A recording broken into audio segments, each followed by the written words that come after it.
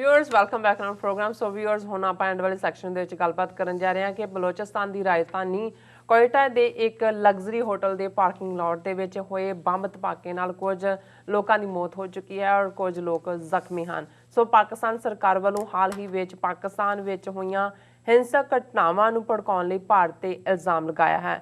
ਸੋ viewers ਇਉਂ ਲੱਗਦਾ ਹੈ ਕਿ ਭਾਰਤ ਪਾਕਿਸਤਾਨ ਨੂੰ ਡੀਸਟੈਬਲਾਈਜ਼ ਕਰਨ ਲਈ अपनी गंदी खेड खेड रहा है और हालांकि दूसरे पासे पाकिस्तान नाल गलबात दा ड्रामा भी किया जा रहा है। सो इस बारे आपां विचार चर्चा करन जा रहे हैं और नाल ही रूह की खुराक गुरबानी विचारां दी सांझ भी तुहाडे नाल पाई जाएगी। सो असीं चाहांगे कि तुसां नाल इसे तरह ही बने रहना। देखण सुणन लई तुहाडा सब दा बहुत बहुत शुक्रिया जी। राज साहब की विचारां ने? देखो, जदों पाकिस्तान दी इंडिया नाल बैक चैनल नैगोशिएशन की गल सामने आई, UAE दे अमरीका च एंबैसडर ने ओन किया और पिछले वीकेंड पाकिस्तान के फॉरेन मिनिस्टर मिस्टर कुरैशी वो भी पहुँचे हुए सी आबू धाबी। इंडिया का जयशंकर भी पहुँचा होया सी, भावें उन्होंने इंडिपेंडेंट दौरे नूं दिखाने की कोशिश की गई, पर ज़ाहिर है कि उस नैगोशिएशन की कंटीन्यूटी उहदे थल्ले ही कश्मीर दे विच लाइन ऑफ कंट्रोल ते सीज़ फायर भी होया और वाइट शूगर और कॉटन इंपोर्ट इंडिया तो करने का भी फैसला भावें उन्होंने अंडू किया, लेकिन असी रिपीटडली ये कहते रहे हैं और ये असी जिहड़ा निश्चयवाचक सच के तौर पर समझते हैं कि ये हिंदूत्वा माइंडसैट जिन्हों ब्राह्मणवाद कहा जाता है, इन्हां ने ना कदे पाकिस्तान की होंद नूं तस्लीम किया, ना ही इन्हां दे अंदरों 1000 साल की जिहड़ी नफरत जिस दे थल्ले इन्हां ने मुसलमानां नूं मलेच ऐलानिया, किवें इन्हां ने पिछले 74 साल दे विच सिस्टमैटिकली कांग्रेस ने तो थोड़ा बहुत सैकुलरिज्म का पर्दा रखा होया सी, पर इन्हां हिंदूतवियां ने बिल्कुल खुल के जिवें 200 मिलियन मुसलमानां नूं टारगेट किया होया भारत दियां नूं, असीं रोज़ाना आलमोस्ट एक अद्धा सैगमेंट इहदे ते जरूर हुंदा है जो कश्मीर दे विच कर रहे हैं। ਇਹਦੇ ਬਾਵਜੂਦ ਜੇ ਪਾਕਿਸਤਾਨ ਜਾਂ ਉੱਥੇ 'ਚ ਬੈਠੇ ਕੁਛ ਐਸੇ ਲੋਕ ਜਿਹੜੇ ਬਾਹਰਲੇ ਪ੍ਰਭਾਵ ਨੂੰ ਕਬੂਲਦੇ ਨੇ, ਉਹਨਾਂ ਨੂੰ ਇਹ ਲੱਗਦਾ ਸੀ ਕਿ ਚਲੋ ਕਸ਼ਮੀਰ ਹੈ, ਜੇ ਹੁਣ ਕਸ਼ਮੀਰ ਦਾ ਮੁੱਦਾ ਹੈ ਇਹਨਾਂ ਦੇ ਹਵਾਲੇ ਵੀ ਰਹੇ, ਸਾਨੂੰ ਮੌਕਾ ਮਿਲ ਜਾਏ, ਜਿਹੜੀ ਅਮਨ ਹੋ ਜਾਏ, ਵਪਾਰ ਹੋਏ, ਅਸੀਂ ਆਪਣਾ ਜਿਹੜਾ ਉਹ ਗਾਮਜ਼ਨ ਕਰੀਏ ਪ੍ਰੋਸਪੈਰਿਟੀ ਵੱਲ। ਤੇ ਮੇਰਾ ਖਿਆਲ ਹੈ ਪਿਛਲੀਆਂ ਜਿਹੜੀਆਂ ਕੁਛ ਦਿਨਾਂ ਦੀਆਂ ਘਟਨਾਵਾਂ ਨੇ, इन्हां तो पाकिस्तान के उन्हां हल्कियां नूं भी ये समझ लेना चाहिए कि तुसी तो ऑलरेडी कश्मीर के मुद्दे जे नैगोशिएशन भी उन्हां नाल कर रहे हो, उहदे च कोई कश्मीर नहीं है भी तुसी आर्टिकल 370 रिस्टोर करवाना जां दूजा। इहदे बावजूद दो प्रोमीनेंट गल्लां, एक बेशक वो इस्लामिक तनजीमां दे हवाले नाल ही उत्थे चर्चा च आई, पर अज जदों उन्हां दे शेख रशीद जिहड़े इंटीरियर मिनिस्टर ने वो प्रैस कॉन्फ्रेंस कर रहे सी और असी किते सैगमेंट किया सी जिन्हों साडे पाकिस्तानी वीरां भैणां वल्लों बड़ा पसंद किया गया, जिहदे च कि भाई किवें फ्रांस के खिलाफ लाइन लैण की गल है कि उन्होंने फ्रेंच गवर्नमेंट किवें उस पार्ट नूं सपोर्ट करदी है जिहदे च कि रसूल उन्हां दी शान के खिलाफ जो कहा गया, और ये उन्हां दी मंग है इस्लामिक लबैक पार्टी की कि बई ये जिहड़ा फ्रांस के एंबैसडर नूं मुल्क चों कढ़िया जाए। वैसे फ्रांस ने ऑलरेडी 400 के करीब जिहड़े उन्हां दे सिटीजन रहिंदे सी उन्हां नूं जिहड़ी एडवाइजरी जारी करके कहा कि भी मुल्क छड्डो, लेकिन इहदे च भी कोई शक नहीं है कि जिहड़ी वायलेंस विद इन पाकिस्तान हुई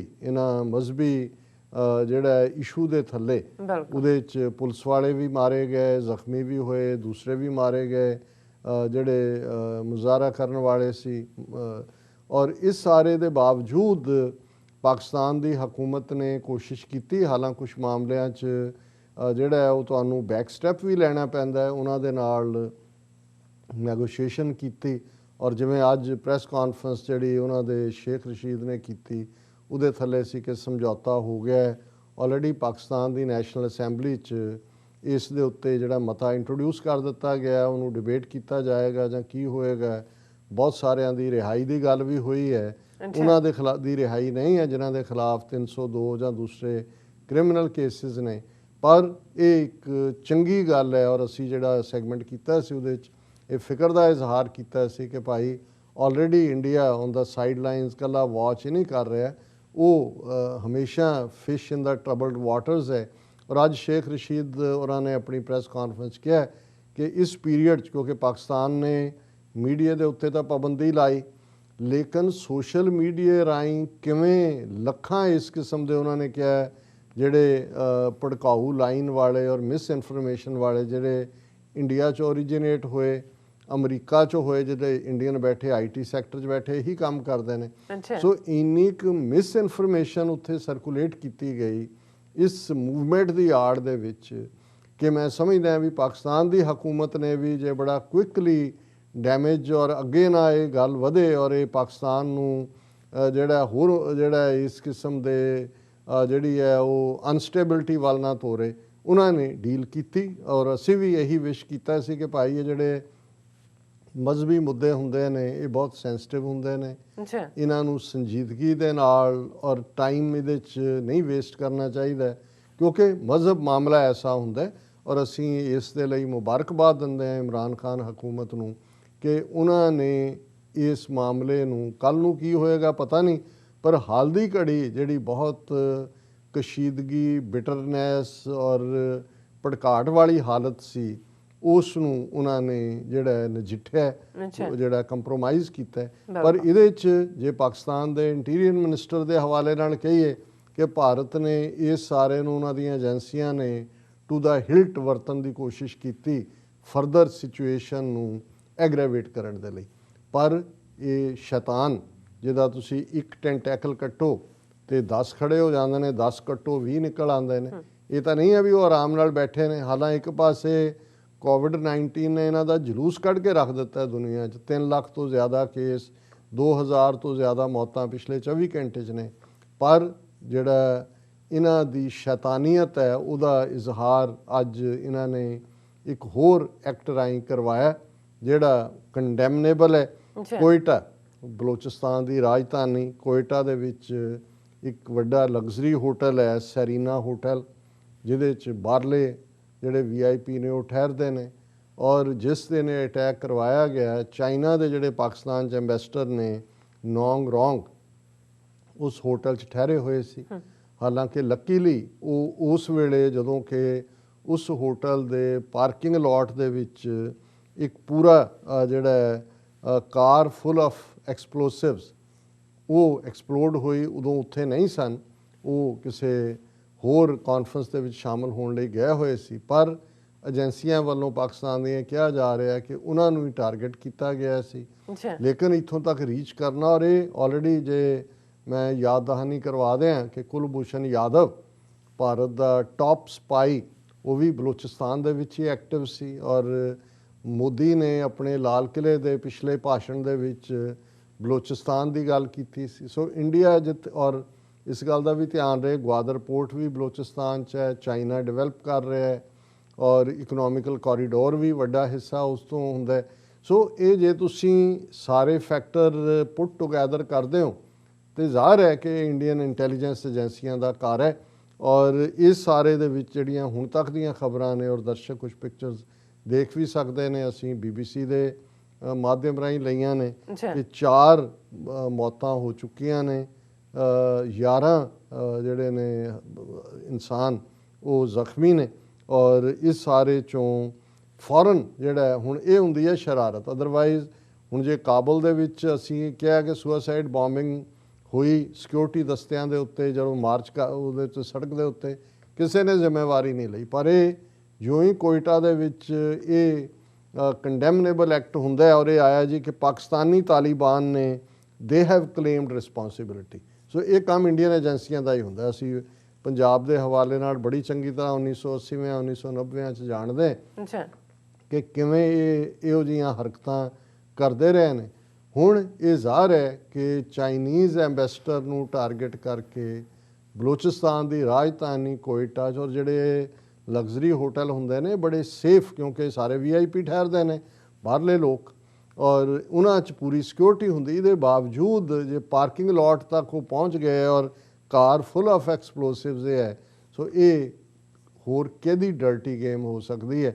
ਸੋ ਅਸੀਂ ਅਫਸੋਸ ਦਾ ਇਜ਼ਹਾਰ ਕਰਦੇ, ਪਰ ਇਹ ਗੱਲ ਅਸੀਂ ਫਿਰ ਕਹਿਣਾ ਚਾਹੁੰਦੇ ਹਾਂ, ਭਾਵੇਂ ਸਾਡਾ ਰੁਤਬਾ ਤਾਂ ਉਹੀ ਹੈ ਕਿ ਨਗਾਰਖਾਨੇ 'ਚ ਤੂਤੀ ਵਾਂਗ ਕੋਈ ਸਾਡੀ ਸੁਣਦਾ ਜਾਂ ਨਹੀਂ ਸੁਣਦਾ, ਹਾਲਾਂ ਇਸ ਗੁੱਡਵਿਲ ਨੂੰ ਅੱਗੇ ਤੋਰਦਿਆਂ ਅੱਜ ਪ੍ਰਾਈਮ ਮਿਨਿਸਟਰ ਇਮਰਾਨ ਖਾਨ ਸਾਹਿਬ ਨੇ ਪਹਿਲਾਂ ਟਵੀਟ ਕੀਤਾ, ਕਿਉਂਕਿ Manmohan Singh ex prime minister ਉਹ ਵੀ ਕੋਵਿਡ-19 ਪੋਜ਼ਿਟਿਵ ਹਸਪੀਟਲ 'ਚ ਦਾਖਲ ਨੇ।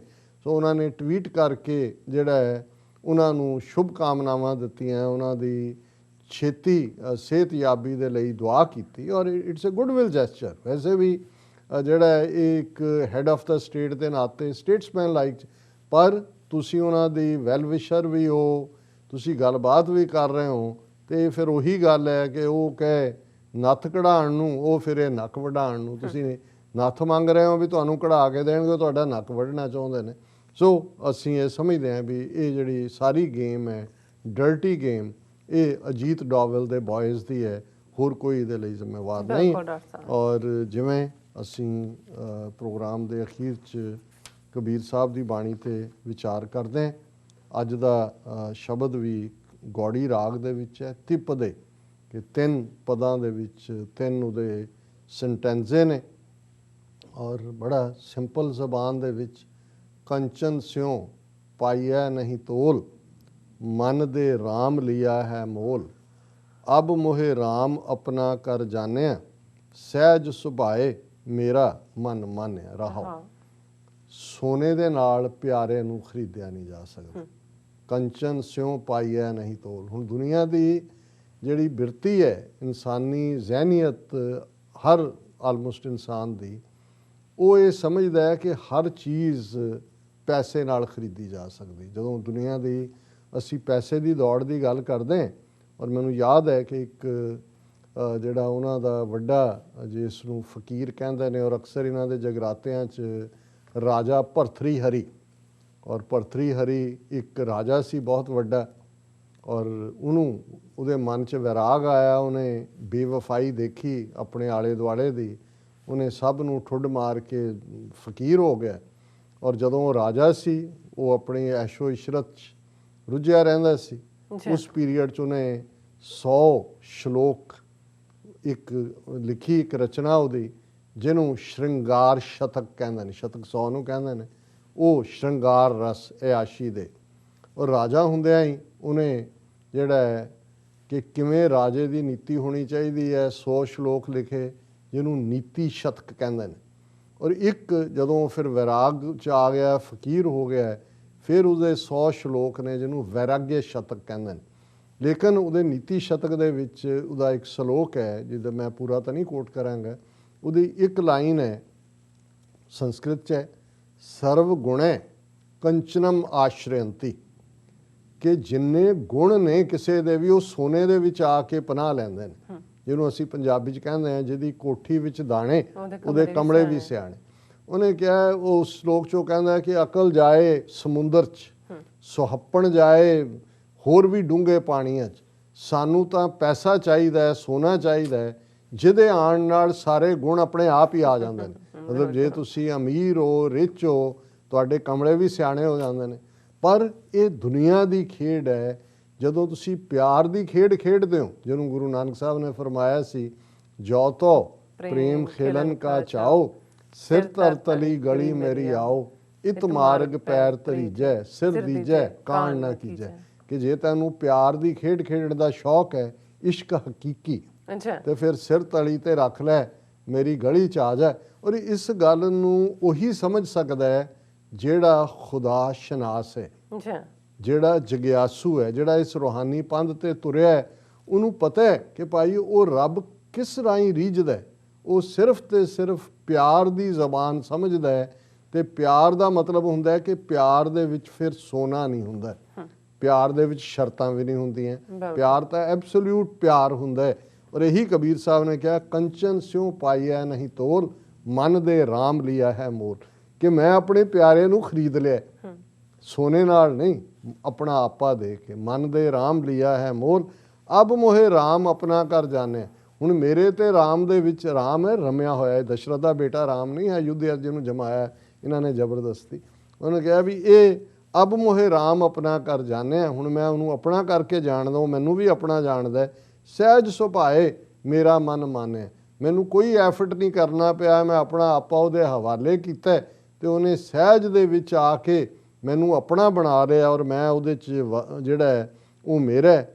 ਬ੍ਰਹਮ ਹੈ ਕਥ ਕਥ ਅੰਤ ਨਾ ਪਾਇਆ, ਰਾਮ ਭਗਤ ਬੈਠੇ ਘਰ ਆਇਆ। ਫਿਰ ਇਹਨਾਂ ਨੇ ਸ਼ਿਵਜੀ ਵਿਸ਼ਨੂੰ ਬ੍ਰਹਮਾ ਉਹਦੀ ਗੱਲ ਕੀਤੀ। ਉਹਨਾਂ ਨੇ ਕਿਹਾ ਜੀ ਬ੍ਰਹਮਾ ਨੇ ਵੇਦ ਤੇ ਉਹ ਕਿੰਨੀਆਂ ਕਹਾਣੀਆਂ ਸੁਣਾਈਆਂ ਪਰ ਉਹਨੂੰ ਪਿਆਰਾ ਨਹੀਂ ਮਿਲਿਆ, ਕਿਉਂਕਿ ਉਹ ਅਕਲ ਦੇ ਸਹਾਰੇ ਨਾਲ ਰੱਬ ਨੂੰ ਲੱਭਣਾ ਚਾਹੁੰਦਾ ਸੀ, ਰੱਬ ਨੂੰ ਪਾਉਣਾ ਚਾਹੁੰਦਾ ਸੀ। ਬ੍ਰਹਮ ਹੈ ਕਥ ਕਥ ਅੰਤਰ, ਕਥ ਹੁੰਦਾ ਕਥਨੀ, ਕਹਿ ਕੇ ਉਹਦੇ ਨਾਲ ਨੇ ਰਾਮ ਭਗਤ ਬੈਠੇ ਘਰ ਆਇਆ। ਵੀ ਮੈਂ ਤਾਂ ਉਸ ਰਾਮ ਨੂੰ, ਰੱਬ ਨੂੰ ਆਪਣੇ ਘਰ, ਆਪਣੇ ਦਿਲ, ਆਪਣੇ ਹਿਰਦੇ ਦੇ ਵਿੱਚ ਵਸਾ ਲਿਆ ਤੇ ਬੈਠੇ ਹੀ ਘਰ ਬੈਠੇ ਹੀ ਆ ਗਿਆ। ਉਹ ਮੇਰੇ ਘਰ 'ਚ ਆ ਕੇ ਉਹਨੇ ਜਿਹੜੀ ਹੈ ਦਸਤਕ ਦਿੱਤੀ। ਅੱਛਾ।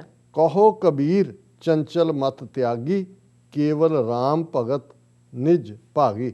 ਕਬੀਰ ਸਾਹਿਬ ਕਹਿੰਦੇ ਨੇ ਮੈਂ ਕੋਈ ਐਫਰਟ ਨਹੀਂ ਕੀਤਾ, ਇਹ ਜਿਹੜੀ ਚੰਚਲ ਮਤ, ਇਹ ਜਿਹੜੀ ਛਛੋਰਾਪਨ ਜਿਹਨੂੰ ਕਹਿੰਦੇ ਨੇ ਉਰਦੂ ਵਾਲੇ, ਇਹ ਬਿਹੇਵੀਅਰ, ਛਛੋਰਾਪਨ ਮਨ ਦਾ ਬਿਹੇਵੀਅਰ ਹੀ ਹੁੰਦਾ ਕਿ ਜਿਹੜਾ ਮਨ ਦੇ ਵਿੱਚ ਗੰਭੀਰਤਾ ਨਹੀਂ ਹੈ, ਸੰਜੀਦਗੀ ਨਹੀਂ ਹੈ, ਰੱਬ ਨਾਲ ਮੁਹੱਬਤ ਨਹੀਂ ਹੈ, ਪਰ ਅਕਲ ਰਾਹੀਂ ਜਿਹਨੂੰ ਹੈ ਕਿ ਬਾਤਨ ਹੀ ਚੱਕਚਾਰ ਲਵਈ ਹੈ। ਤੁਸੀਂ ਗੱਲਾਂ ਦੇ ਨਾਲ ਜਿਹੜੇ ਨੇ ਸੱਤ ਅਸਮਾਨ ਥੱਲੇ ਸੁੱਟਣਾ ਚਾਹੁੰਦੇ ਹੋ, ਪਰ ਤੁਹਾਡੇ ਅੰਦਰ ਮੁਹੱਬਤ, ਪਿਆਰ, ਆਜ਼ਜ਼ੀ, ਸੇਵਾ, ਨਿਮਰਤਾ ਔਰ ਹਸਦ ਤੋਂ ਛੁਟਕਾਰਾ ਇਹ ਨਹੀਂ ਹੈ। ਕਹੋ ਕਬੀਰ ਚੰਚਲ ਮਤ ਤਿਆਗੀ। ਹੁਣ ਉੱਪਰ ਜਿਹੜਾ ਸੀ ਕਿ ਮਨ ਦੇ ਰਾਮ ਲਿਆ ਹੈ ਮੋਲ।